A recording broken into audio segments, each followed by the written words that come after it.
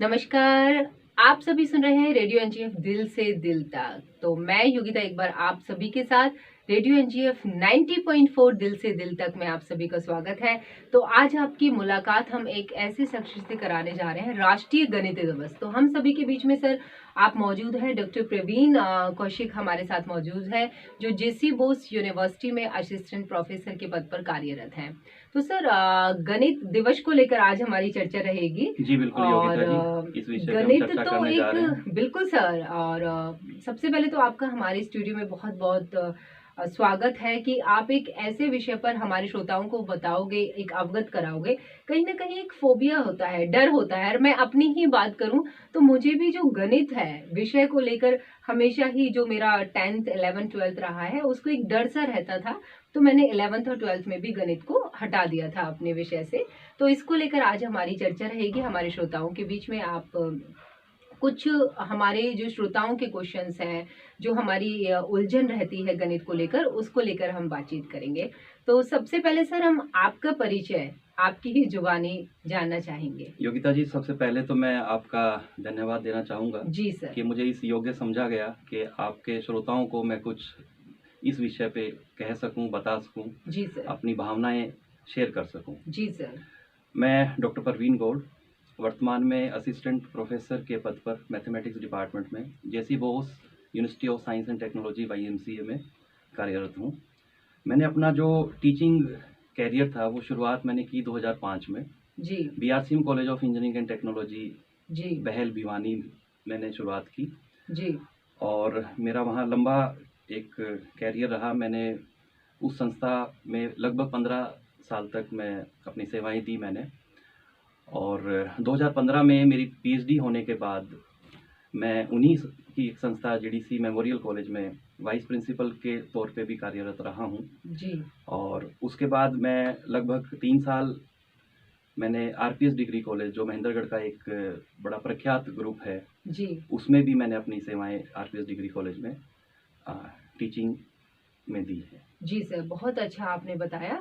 तो कहीं ना कहीं सर जो नेशनल मैथमेटिक्स डे हर साल हम 22 दिसंबर को बनाते हैं, तो 22 दिसंबर 2023 को आज हम राष्ट्रीय गणित दिवस जो बना रहे हैं, तो इसके पीछे क्या ऑब्जेक्टिव्स होते हैं, क्या उद्देश्य है कि इस दिन को ही हम राष्ट्रीय गणित दिवस के उपलक्ष्य में बनाएं? योगिता जी, 22 दिसंबर को हम राष्ट्रीय गणित दिवस, नेशनल मैथमेटिक्स डे के तौर पे मनाते हैं। जी। 2012 में हमारे तत्कालीन प्रधानमंत्री डॉक्टर मनमोहन सिंह ने इस दिन को मनाने की घोषणा की थी। जी। और इसका उद्देश्य ये था कि भी हमारे जो ऑल टाइम ग्रेट और one of the best mathematician, rather मैं कहूँगा कि भी ग्रेटेस्ट मैथमेटिशियन श्रीनिवासा रामानुजन, वो किसी परिचय के मोहताज जी, वो नहीं तो किसी है परिचय के मोहताज नहीं और है। उनकी याद में उनको रिगार्ड के तौर पे इसकी घोषणा की थी कि हम उनको इस दिन पे याद करें और उनके जो भी हमारे लिए जो भी उनकी अनुसंधान रहे हैं, जो उन्होंने हमें मैथमेटिक्स के क्षेत्र में इतना आगे बढ़ाया, तो उसको हम याद कर पाएँ। तो उनकी बर्थ एनिवर्सरी डे के तौर पे इसको हम मनाते हैं। जी, बहुत अच्छा आपने हमारे श्रोताओं को बताया। तो और सर कहीं ना इसके कहीं पीछे का जो एम है जी। वो यही है कि भी हम एक मैथमेटिक्स की इम्पोर्टेंस का जो अवेयरनेस है उसको स्प्रेड कर पाएँ और रामानुजन की जो कंट्रीब्यूशंस रही हैं उनको याद कर पाएँ। जी, बहुत अच्छा आपने बताया, क्योंकि गणित एक ऐसा विषय है जो कहीं ना कहीं शुरुआत से ही हमारे जीवन में एक इम्पोर्टेंस रखता है। क्योंकि हम कोई भी चीज है सर, एक छोटा सा हम एक बिस्किट भी खरीदते हैं 5 रुपए का, तो उसमें भी हम कहीं शॉप पे जाते हैं, कैलकुलेशन हमारी होती है, तो वो गणित को लेके होती है। तो ये जो कौशल है सभी के लिए जरूरी है। और बहुत ही रामानुज को याद करते हुए आज हम गणित दिवस जो मना रहे हैं, हमारे श्रोताओं को भी राष्ट्रीय जो गणित दिवस है उसकी बहुत बहुत शुभकामनाएं। सर एक क्वेश्चन आपसे कि कहीं ना कहीं सभी के मन में एक फोबिया रहता है, एक डर रहता है गणित को लेके। चाहे कोई विद्यार्थी है, चाहे कोई बड़ा अकाउंटेंट है, सीए, एक फोबिया रहता है, क्योंकि इसका जो कैलकुलेशन है, इसका जो कौशल है, हर किसी के लिए इतना महत्व रखता है कि एक छोटा सा जीरो, जो जीरो है जिसकी खोज आर्यभट्ट ने करी थी, अगर वो गलत हो जाए तो पूरी ही कैलकुलेशन हमारी बिगड़ जाएगी। इसको लेकर आपकी क्या राय है? योगिता जी, आपने जीरो का शुरुआत की है तो मैं जीरो के पीछे और रामानुजन को भी साथ में जोड़ता हूँ। जी। रामानुजन को याद करते हुए मुझे याद आता है कि जब वो बचपन में अपने स्कूल में पढ़ रहे थे तो उनके जो टीचर्स ने उनको बताया कि भी हमारे पास फॉर एग्जांपल 1000 आम है और उनको हम 1000 लोगों में बांटें तो हर किसी को एक आम मिलेगा। बिल्कुल। तो रामानुजन ने आगे बढ़ते हुए कहा कि सर मुझे थोड़ा सा ये समझ में नहीं आया कि जो जीरो है तो वो भी एक संख्या है और उसको हम 0 लोगों में बांटें तो क्या एक बचेगा। तो उनके जो टीचर थे उन्होंने कहा कि नहीं नहीं ये तो कोई ऐसा कुछ है नहीं जीरो का। तो कहते नहीं सर मैथमेटिक्स में एक जीरो एक बड़ी अच्छी एक संख्या है जी। और भी उसमें भी तो एक बचना चाहिए। जी। तो आप देखिए कि भी एक क्यूरियोसिटी उस बचपन में रामानुजन के दिलो दिमाग पे थी। फिर उसने आगे क्वेश्चन को बढ़ाया, उस टीचर ने कहा कि जीरो तो कोई अहमियत नहीं रखता। तो उसने कहा नहीं जीरो बहुत अहमियत रखता है कि अगर हम किसी भी नंबर से जीरो को मल्टीप्लाई करते हैं तो वो नंबर खुद जीरो हो जाता है। जी बिल्कुल। और फिर उन्हें आगे बढ़ाते हुए कहा कि अगर हम एक संख्या एक है, अगर उसमें हम जीरो को जोड़ दें तो वही संख्या 10 हो जाती है और उसी में 2 जीरो को जोड़ दें तो वही संख्या 100 हो जाती है। जी। तो आपने एक गणित के फोबिया की बात की, तो ये फोबिया जहाँ तक मेरा एक्सपीरियंस है मैं समझ पा रहा हूँ कि भी जो मैथमेटिक्स है वो 6th 7th 8th के जो स्टैंडर्ड में जो हमारे फार्मूले मैथमेटिक्स की शुरुआत होते हैं तो कहीं ना कहीं एक जनरल जो अवधारणा बनी हुई है बच्चे उसको सुनते हैं और कही हुई सुनी बातों पे विश्वास भी कर लेते हैं। जी। तो एक एक साइकोलॉजिकली उनके मन में भी वो अवधारणा कहीं ना कहीं अंदर तक बैठ जाती है कि भी मैथमेटिक्स एक बड़ा मुश्किल एक सब्जेक्ट है। तो ये मैथमेटिक्स मुझे कभी मुश्किल सब्जेक्ट नहीं लगा। जो मैं समझ पाया कि भी हो सकता है कुछ बच्चे जब क्लास में उनको मैथमेटिक्स समझाया जा रहा है तो वो उस क्लास को स्किप करें या स्कूल में ना जाएं तो उनका जो कनेक्टिविटी है वो कहीं ना कहीं टूटती है। अगर वो एक कनेक्टिविटी अगर बनी रहे तो मैथमेटिक्स कहीं पे भी कोई डिफिकल्ट सब्जेक्ट नहीं है। जी बहुत अच्छा आपने बताया कि कहीं ना कहीं कनेक्टिविटी सब्जेक्ट के साथ आपका जो विषय है उसके साथ हमारी कनेक्टिविटी होना बहुत जरूरी है। और ये फोबिया जो रामानुज का किस्सा आपने बताया सर ये तो बहुत ही रुचि कर है कि अगर आपका इंटरेस्ट है किसी भी चीज में और कनेक्टिविटी आपकी रुचि और कनेक्टिविटी आपको किसी भी विषय में चाहे वो कितना ही टिपिकल है कितना ही कठिन विषय है वो आपको आगे रास्ता जरूर दिखाती है। और बहुत ही अच्छा आपने किस्सा बताया सर। कहीं ना कहीं आपका भी कोई किस्सा रहा है गणित को लेके, आपका अपना कोई किस्सा है? मैडम मुझे अपना बचपन याद आ रहा है कि भी जब 10th क्लास में थे तो बचपन में हम बहुत खेलते थे। खेलकूद हर बच्चे को अच्छा लगता है। जी। और हमारी जो अभी राष्ट्रीय एजुकेशन पॉलिसी आई है, नेशनल एजुकेशन पॉलिसी जो नई अभी बनी है बिल्कुल। उसमें भी सरकार का यही कोशिश है कि भी जिस सब्जेक्ट पे बच्चा आगे बढ़ना चाहता है उस सब्जेक्ट को आगे बढ़ाया जाए। जी। और जैसे रामानुजन की हम बात कर रहे हैं आज के दिन बैठ करके, तो रामानुजन का भी मैथमेटिक्स के अलावा बाकी किसी सब्जेक्ट पे इतना इंटरेस्ट नहीं था। वो मैथमेटिक्स में 100 में से 100 नंबर लेते थे लेकिन बाकी सब्जेक्ट्स में वो पिछड़ जाते थे और उनको भी अपनी लाइफ में काफ़ी इसका थोड़ा 2-4 साल के लिए इसका खामियाजा बड़ा भुगतना पड़ा। अपने टीचर से अपने पेरेंट्स से बड़ी उन्होंने डांट खाई है। तो आप मेरे किस्से की बात कर रही थी, मैं थोड़ा सा उस विषय से भटक गया। तो मुझे वो याद आ रहा है कि भी बचपन में खेल कूद हर किसी को अच्छा लगता था। तो मैं कभी खेल रहा था अपने साथियों के साथ तो काफ़ी शोर होता है। तो हमारे ही कोई रिलेटिव नोन वो आए हुए थे तो उन्होंने कहा कि इन बच्चों का हम कहीं इनको शोर शराबा मैं बंद करवाता हूँ। तो उन्होंने हमें कुछ काम दे दिया कि आप इस काम को कीजिए। जी। तो मुझे याद आता है कि 10th क्लास में एक हमारा एक पर्टिकुलर एक चैप्टर होता था। उसमें 5 या 6 क्वेश्चंस ऐसे थे जो कहीं ना कहीं डिफिकल्ट माने जाते थे कि भी वो काफ़ी डिफिकल्ट क्वेश्चंस हैं। जी। तो उन्होंने हमें एक डायरी दी कि भी आप इसमें करके दिखाओ इसको। जी। तो मुझे याद आता है कि 4 या 5 या 6 पेजेस में मैंने वो दोनों तीनों क्वेश्चंस बड़े आराम से सोल्व कर दिए। बिल्कुल। तो वो बड़े हैरान हुए कि भी ये बच्चा बाकियों से भी मतलब उसने जल्दी क्वेश्चन सोल्व किया और करके भी दिखा दिया। तो मुझे एक तो ये किस्सा याद आता है। और इसके अलावा मैं कुछ और याद करूं तो एक छोटी सी चीटिंग है वो भी मुझे याद आती है कि भी मेरे मैथमेटिक्स में एक 94 मार्क्स थे 100 में से। जी। लेकिन मैं टीचर के पास गया तो मुझे एक क्वेश्चन में डाउट था कि इस क्वेश्चन में मुझे नंबर मिलने चाहिए। तो 1 या 2 बार उन्होंने मुझे बिठा दिया लेकिन जब उन्होंने मुझे मार्क्स दिखाए तो जो शो हुए मार्क्स वो 96 थे।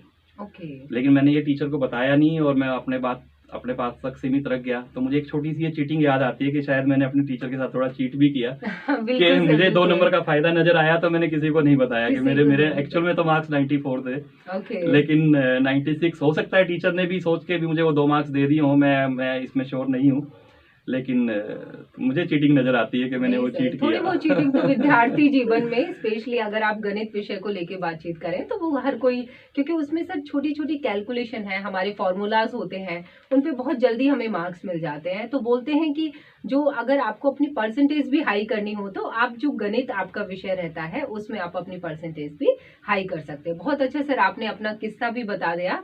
आशा है हमारे श्रोताओं को बहुत पसंद आया है। और सर अगर हम आम जीवन की बात करें, गृहस्थ जीवन की बात करें, जैसे कोई नॉन वर्किंग है, गृहस्थ जो महिलाएं होती हैं, बच्चे होते हैं, बुजुर्ग होते हैं, घर के हमारे सर्वेंट्स होते हैं, हमारी मेड्स होती हैं, जो कहीं ना कहीं हमारा काम करती हैं, वो दुकानों पे जाती हैं, मंडी में जाती हैं, तो क्या कोई ऐसा स्किल है, कोई कौशल है गणित को लेकर, कौशल, कोई ज्ञान आप बता सकते हैं कि किस तरह से वो अपना जो वो जीवन है, जो कैलकुलेशन है गणित को, वो उसको इजी कर सकती है, सरल बना सकते हैं? योगिता जी, बचपन में मैंने आपको बताया कि हम गांव में थे, जी तो जो राशन लाने का काम था वो मेरे ही हाथ में था। तो बिल्कुल। मैं जब दुकानों पे पहुंचता था तो मैं कंपेयर करता था कि कौन सी दुकान पे ये जो चीनी है ये इसका ये भाव है, दूसरी जगह गया तो हो सकता है वो 10 पैसे 20 पैसे हमें सस्ती मिल रही है। बिल्कुल। तो क्वालिटी को मेंटेन रखते हुए, और अगर हमारा बजट हमें एक लिमिटेशंस में अलाउ कर रहा है तो हम वहाँ कहीं ना कहीं अपनी छोटी छोटी ये बचत कर सकते हैं। बिल्कुल। मैं अपना अनुभव मैं शेयर करूंगा कि भी मैंने उससे काफ़ी कुछ सीखा, और मैथमेटिक्स ने मुझे सिखाया कि जो हमारी अर्निंग है और जो हमारा आउटफ्लो है, जी हम उसका एक ग्राफ अगर देखें कि भी हमारा पैसा कहाँ आ रहा है और हम अपना पैसा कहाँ लेके जा रहे हैं। जी ये जो अकाउंट फील्ड्स में लगे हुए लोग हैं, जो फाइनेंस को संभालते हैं, वो इस बात को अच्छी तरह से जानते हैं, या जो बड़ी बड़ी संस्थाएं हैं हर साल अपना ऑडिट करवाती हैं, बिल्कुल। तो उनको भी यही देखती हैं कि हमारा पैसा कहाँ से आ रहा है और हम पैसे का सदुपयोग कैसे कर पा रहे हैं। बिल्कुल। तो फॉर एग्जांपल मैं बात करूं तो मेरा कुछ पैसा राशन में जा रहा है, कुछ पैसा मेरा बच्चों की शिक्षा पे जा रहा है, कुछ पैसा हम अपने ऊपर भी खर्च करते हैं, और कुछ पैसा हमारा ऑटो या होम लोन में जा रहा है। बिल्कुल। तो हमें उस कैलकुलेशन से ये पता लग जाता है कि भी हम ज़्यादा खर्च कहाँ कर रहे हैं। बिल्कुल। और ये बजट हमारी जो रूटीन की जो लाइफ है, हमारी जो दैनिक दिनचर्या है, उसको सहज करता है। जी क्योंकि ये जो बजट मैंने बनाया, उससे पहले जब भी मैं मार्केट जाता था तो हो सकता था मुझे कोई चीज़ खरीदनी है, जी तो मैं, हो सकता है मेरा कोई प्लान भी नहीं है लेकिन मैं उसको खरीद के ले आता था।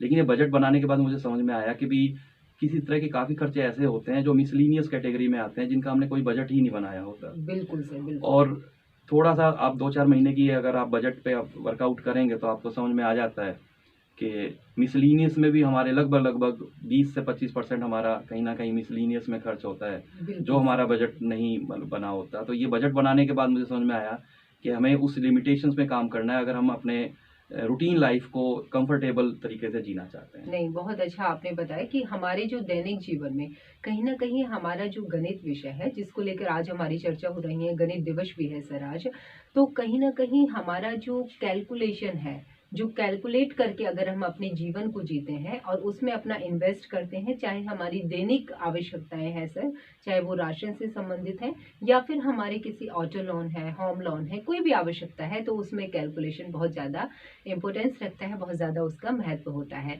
सर बहुत अच्छा लगा आपसे बातचीत करके, आपसे चर्चा करके। तो सर जाते जाते एक संदेश हमारे श्रोताओं को गणित के विषय को लेकर आज आपकी तरफ से, आपकी जुबानी। जी बिल्कुल योगिता जी, मैं बिल्कुल दर्शकों को संदेश देना चाहूँगा। योगिता जी, मैं यही कहना चाहूँगा आपके श्रोताओं को कि aim in life is must. अपना गोल सेट करें, पूरी शिद्दत के साथ उसको, पूरे जुनून के साथ लग जाएं उसको पूरा करने में, क्योंकि मेहनत आगे बढ़ने के लिए कोई शॉर्टकट नहीं है। अगर हम सफल होना चाहते हैं तो आजकल के बच्चे हम देख पा रहे हैं कि बड़ा शॉर्टकट अपनाने की कोशिश करते हैं। तो शॉर्टकट तो कोई है नहीं लाइफ में। अगर आगे बढ़ना है तो गोल सेट करें, पूरी शिद्दत के साथ आगे बढ़ें। हमें आज हम याद कर रहे हैं श्रीनिवासा रामानुजन को, तो उन्होंने भी हमें सिखाया कि मेहनत का, हार्डवर्क का कोई अल्टरनेट नहीं है। ग्रेट डिफ़िकल्टी में और गरीबी में अपना बचपन जीने वाले रामानुजन दुनिया के फलक पर छा गए अपने छोटी सी अल्पायु, छोटे से जीवन काल में ही। और अगर मेरा तो ये कहना है कि अगर हम असफल भी होते हैं तो हमें उसे एक चुनौती के रूप में मान कर के आगे बढ़ना है, क्योंकि हरिवंश राय बच्चन जी ने कितना अच्छा कहा है कि असफलता एक चुनौती है, इसे स्वीकार करें, क्या कमी रह गई उसे देखें और उसमें सुधार करें। और जब तक सफल ना हो नींद चैन को त्यागो तुम, संघर्ष का मैदान छोड़ ना भागो तुम। कुछ किए बिना जयकार नहीं होती, कोशिश करने वालों की कभी हार नहीं होती। और हार तो माननी ही नहीं है। वो कहते हैं ना कि डर मुझे भी लगा फासला देखकर, पर मैं बढ़ता गया अपना रास्ता देखकर। खुद ब खुद पास आती गई मंजिल मेरी, मेरा हौसला देखकर।